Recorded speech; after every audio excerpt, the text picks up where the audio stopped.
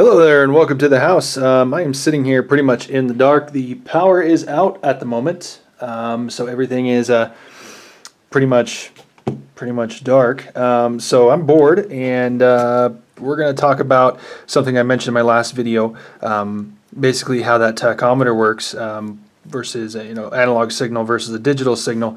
So let's go ahead and get started on that, shall we? So what's happening in that tachometer basically is it's getting a signal from something that's flicking on 12 volts really fast.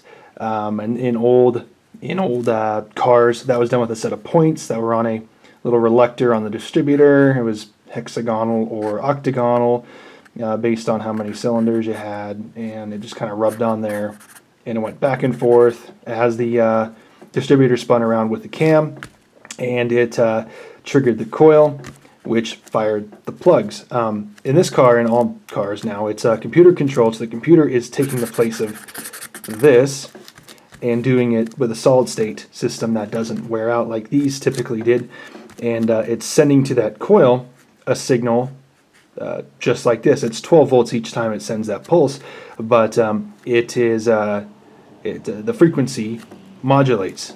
Frequency modulation, or FM. So yeah, basically what that tachometer is getting is an FM signal from the computer or from the points if it's an old car.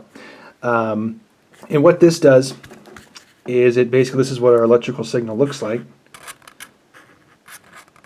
And up here that's 12 volts at this line right up here. It's not varying the width of these pulses, it is simply varying the frequency of them. And the faster it gets these pulses, the faster, or the more effective voltage it's sending to that tachometer to indicate how many revolutions per minute your motor is spinning.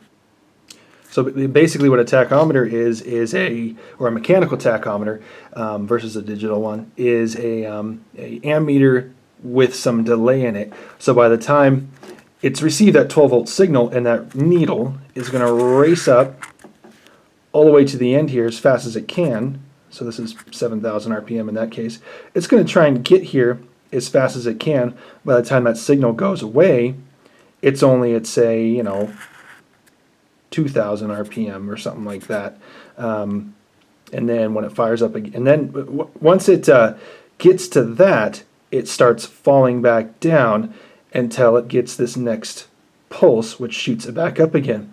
And the faster these pulses come, the higher this needle gets before it starts to fall back down again. And so that's how that tachometer does its thing. The digital tachometers literally get a digital computer signal from a computer with ones and zeros and all that shit, which is effectively, ones and zeros are voltage or absence of voltage, but it's pretty different from this as far as how the mechanics of it actually work.